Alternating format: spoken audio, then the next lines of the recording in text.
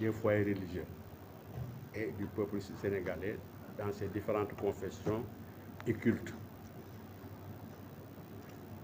C'est heureux que son Excellence, Monsieur le Président de la République, Bassirou Diomaye Diakhar Faye, ait tenu dès les premiers jours de son installation, parce que cela a coïncidé pratiquement avec la ziara générale de Tivaouane. Il a affirmé sans ambages que l'État, dans sa continuité, continuera à accorder cette importance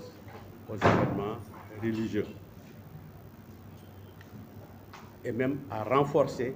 cette disponibilité. Depuis, comme vous l'avez constaté, que ce soit lui ou à ses côtés son Premier ministre, M. Ousmane Sonko, ont assez démontré devant le peuple sénégalais cette volonté d'agir dans le sens que voilà. C'est dans cette veine-là, Monsieur le Préfet, que naturellement, vous travaillez. Et nous sommes heureux donc de vous retrouver parce que votre attachement à l'organisation de tels événements répond non seulement à la volonté des autorités supérieures du pays, mais vous y apportez toujours une touche personnelle, une touche spéciale qui fait que vous avez reçu et vous recevez toujours des hommages particuliers des foyers religieux dans le département dont vous êtes le chef de l'exécutif. Nous tenons à vous rendre hommage et à nous associer encore une fois alors à cette profonde reconnaissance que vous vouez les foyers religieux dans le département. Cette réunion que nous venons de tenir a prouvé encore une fois alors votre expertise en la matière et votre engagement à faire en sorte que le prochain Gamou de Pire connaisse le même succès éclatant que l'année dernière. L'année dernière, on a dit que le CDD qui s'est tenu sur ce Gamou a été spécial. Dans la préparation, que ce soit ici au niveau régional, comme vraiment dans le déroulement même du Gamou. Et notre conviction est que nous pouvons toujours compter sur cette disponibilité totale pour nous accompagner pleinement alors, pour la réussite de cette 122e édition. Merci beaucoup pour tout, n'est-ce pas? Que Dieu vraiment vous rétribue de 1000 faveurs ce que vous avez fait. Et remercions le Tout-Puissant de nous avoir permis de nous retrouver cette année encore, comme nous l'avions prié l'année dernière, autour d'un événement, d'un objectif aussi noble. Alors, vraiment, merci beaucoup encore une fois, monsieur le Préfet. Merci beaucoup, monsieur le Préfet Maodo Gueye. Merci, Excellence. Ci wolof li ma ci doon rek mooy nañ sant yàlla suñu borom mi nga xam ni daaw moom lañ ñaanoon ni nañ fi dajawaat incha allah pour liggéey ci lu mel ni maanaam préparation Gamou Pire. ren ji moo nekkoon la 122e édition comme ni ma ko waxee tout à l'heure gàmm la goo xam ni ak Mawlud Tivaouane ñoo bokki at parce que 1902 lañ ko taxawal ci bëgg-bëggu Seydi El Hadji Malick Sy radiyallahu taala anhu ak sunu maam Tafsir Abdou Cissé radiyallahu taala anhu alors donc moo tax ñaari gàmm yooyu benn la ñëpp xam nañ ni que ñun dañ daa ngénte moom mu tudd mais jamono yi dem ba nga xam ni le alors gàmm gi day gën di rëy jamono yi dox ba nga xam ni finalement ñu ko defee pendant plus de 50 ans une semaine après ñu changé date ndax jamono ni mu taxawee léegi si monsieur le préfet li ñu wax léegi mooy c'est que état bi musul génne loxoom ci di dimbali këru diine yi ak këru aada yi ci seeni manifestation te loolu moo tax président de la République bu bees bi nga xam ni moom le peuple sénégalais fal ci falin boo xam ni bu rafet boo xam ni man day naa wax ni que yàgg naa suivre l'actualité internationale depuis 50 ans mais mosuma gis dans aucun pays au monde une opposition qui gagne à 54% alors dès le premier tour Alors, donc, nanti de cette confiance populaire exemplaire, il a pris fonction, il a prêté serment et pris fonction immédiatement, presque à quelques jours, à 3 jours de la ziara de Tivaouane. Ñu ngi doon préparé donc ziara Tivaouane mu ñëw Tivaouane ñëpp dégg na li wax xalif général des Tidianes ni moom de bëgg-bëggam mooy lépp lu état bi daal def pour dimbali kër diine yi dina ko def dina ko yokk te depuis booba ba léegi ñëpp gis nañu ni que moom ak son premier ministre Ousmane Sonko ñu ngi taxaw baax a baax gis nañ ko bu baax a baax loolu na yow mii ci nga taxaw yow nga xam ne yaa fi teewal alors président la teewal fi premier ministre teewal fi ministre yëpp te loolu du tey ñëpp xam nañu yow ni nga taxawoo ci këru diine yi parce que c'est vrai que da ngay li président de la République yi bëgg ñi fi nekkoon ak ñi fi teg tey alors moom ngay def wante nag da nga ciy boole loo xam ni le sa xol la sa mbiru bopp la si itte la boo xam ni kër diine yi nekk ci département yi yëpp ñoo koy wax dee ci gërëm boo xam ni gërëm spécial la kon boog suñu réunion bi wanewaat na encore sa taxawaay ci loolu ñu def ko ci temps boo xam ni temps record la parce que daana gën a gudd mais ni ñu ko préparé ndax yow ak comité bi alors dañuy déggoo di diisoo di waxtaan loolu mooy tax réunion baax préparation baax taxaw nga ci ni mu ci war a taxawee jël nga décision yi nga xam ni moom lañ ci war a dogal yi nga xam ni dina dem ci comité régional de département dina fa àgg encore une fois daal nii lay gërëm bu baax a baax sa taxawaay en tout cas la famille Tafsir Abdou Cissé la communauté de Pire parce que gàmmu Pire du gàmmu léegi Tafsir Abdou gàmmu bu waa Pire la ñi lay gërëm bu baax a baax di la sant di la ñaanal yàlla na gën a jàppale dafa la af yu bare dafa la yokkute fan yëpp yàlla na ko yàlla def mën na lu ko ëpp yàlla na ko yàlla defale jërëjëf maa ngi leen di gërëm bu baax a baax wasalaam. Commencer par mon intervention en rendant un vibrant hommage au khalife de Mame Tafsir Abdou Cissé à la personne de son Excellence Monsieur Pape Abdou Cissé et à travers lui l'ensemble de la famille de Mame Tafsir Abdou Cissé, mais également de l'ensemble du comité d'organisation. Et ceci pour la très bonne préparation de ce CDD. Dans la mesure où il a, bien avant cette rencontre, réuni autour de sa personne tous les membres du comité d'organisation pour passer au peigne fin l'ensemble des points qui ont constitué l'expression des besoins vis-à-vis des services techniques pour la 122e édition du Gamou annuel de Pire. Ceci a beaucoup facilité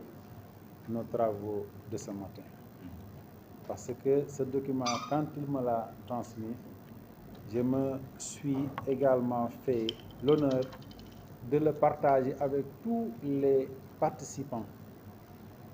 à cette rencontre bien avant. Si bien qu'en venant, chaque chef de service avait déjà sur son téléphone ce que attendait le comité d'organisation de lui. Ce qui a beaucoup donc facilité non seulement les échanges, ce qui a également réduit le temps, mais également cela a permis aux services techniques de donner des réponses précises, n'est-ce pas, et concrètes aux sollicitations et aux attentes du comité d'organisation. Ceci, je voudrais vraiment le saluer également, vous en remercier, ainsi que tous les membres du comité d'organisation. Et cela traduit effectivement le sentiment qui nous habite tous au sortir de cette rencontre. C'est un sentiment d'abord de satisfaction, mais également d'optimisme pour la parfaite organisation en perspective de la prochaine édition. Ceci tenant compte des réponses vraiment complètes, des réponses également très satisfaisantes qui ont été données aux différents services techniques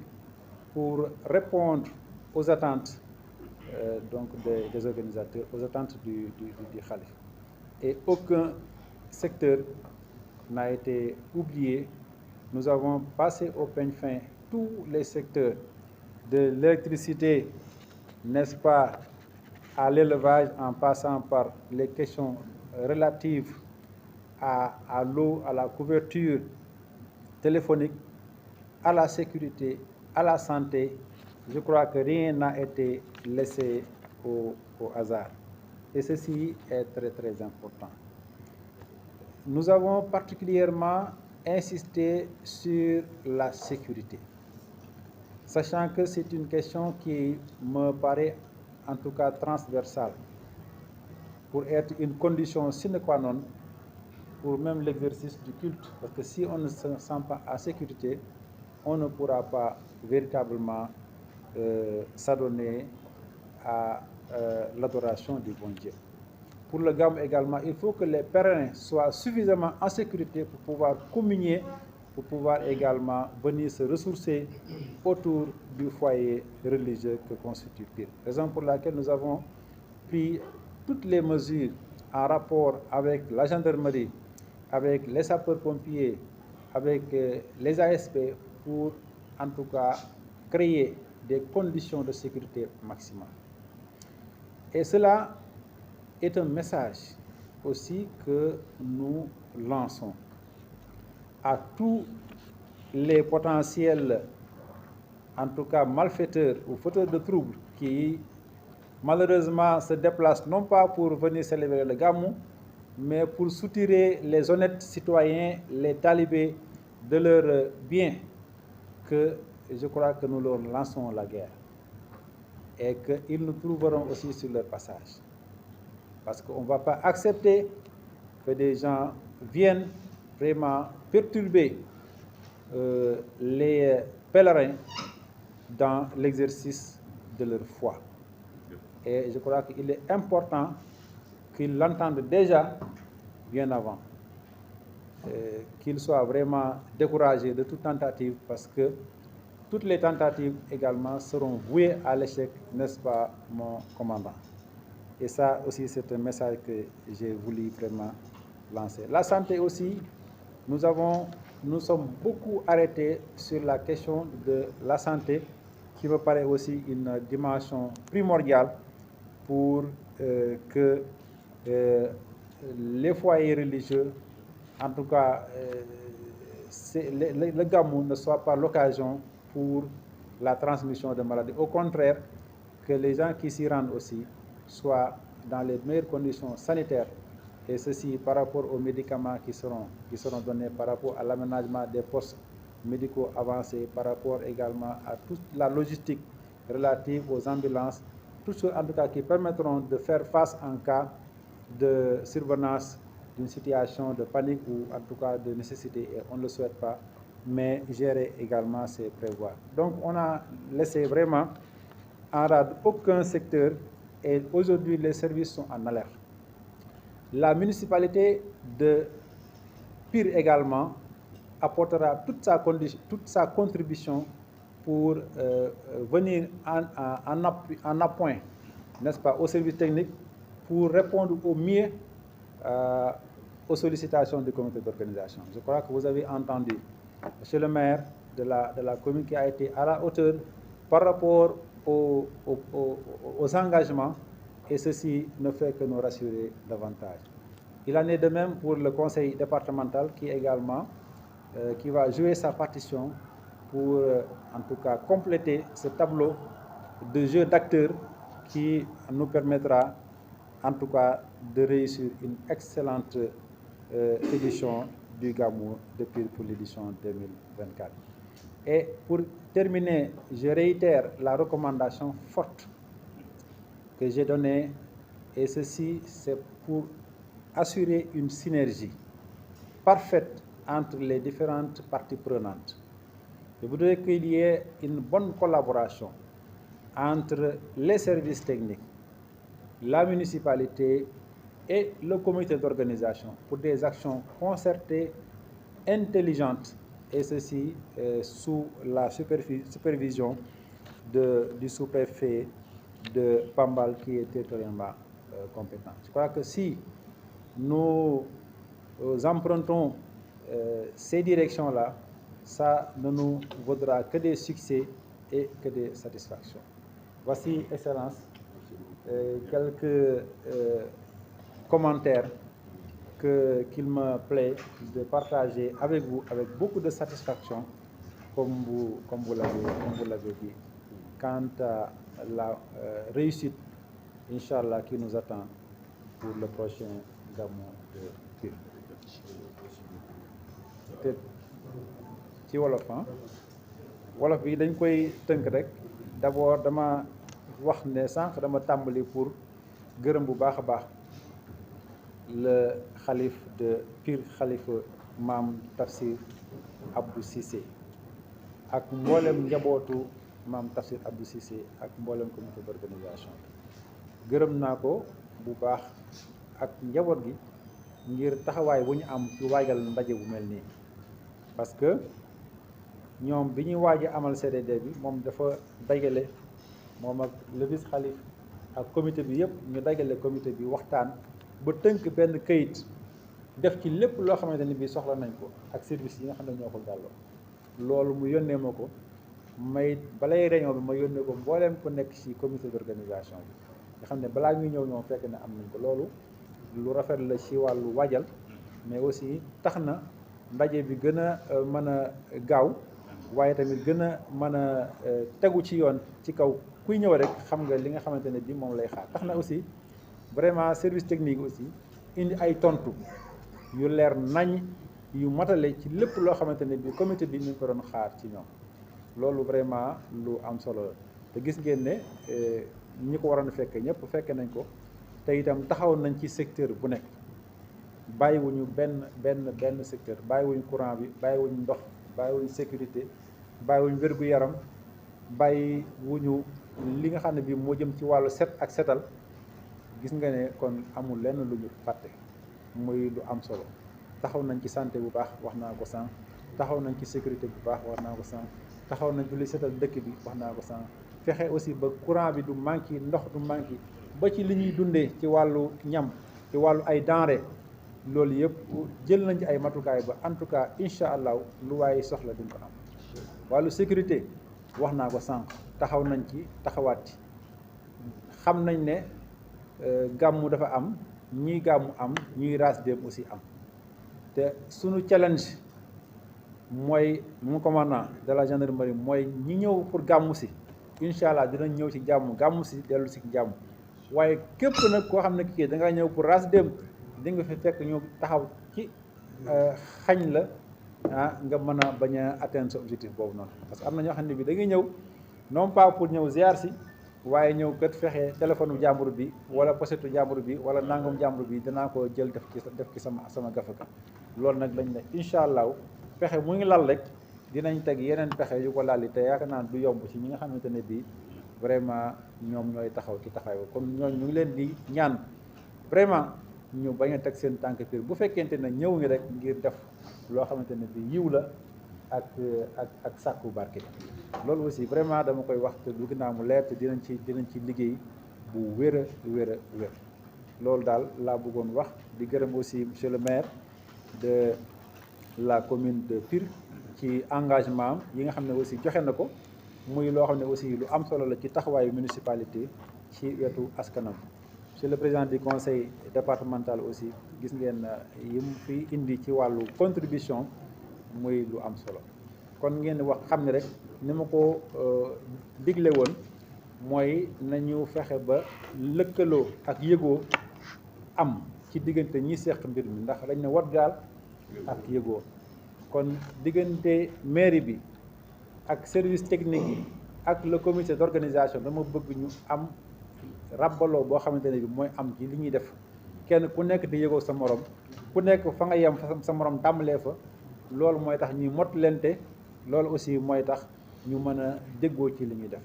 loolu aussi ma sant sous-préfet mi nga xam ne moom moo yilif arrondissement bi nga xam ne ci la Pire nekk moom tamit mu assurer tout ce qui est coordination des actions ba incha allah liñ ci bëgg lépp bu soobee yàlla dinañ ko am liñ fiy jële fii tamit dinañ ko tënk yónnee ko suñu kilifa tàmbale ko ci monsieur le gouverneur te incha allah la cay war a topp aussi bu soobee yàlla dina ci topp te ni ko la xalif waxee rek ñun defuñu lu dul di jëmmal suñu ndigalu kilifa tàmbale ko ci le président de la république le premier ministre le ministre de l'intérieur ba ci gouverneur loolu la ñuy def te yaakaar naa ñoom tam seen yéene seen ay orientation seen ay instruction vraiment leer na te matale na loolu laa bëggoon wax di sant ñëpp di gërëm ñëpp wasalaam. Alxaaji Omar Cissé mii suñu waajur waxtaan bi ngeen ndigal la waaw dañuy bokk def ñaar ndax tamit waa Pire ñëw nañ ba Thiaw ngir waxtaanee ñu defar gàmmu Pire ñu def lu ñu jàng ne am seen xay te bu nekk nañ yéene ci sa xol ni tàmbali nañ ko ci bismillahi rahmaani rahim yal nañu yàlla may ñu yeggale ko alhamdulilah rabbil alamin te su ren nammee ñaaw yàlla na dàq daaw amiin yàlla defal ñu ko ñu ñëpp ñu fekke daal ñaan bi mooy fatiha ayatul kursi suratul ixlaas salaatul fatiha bismillah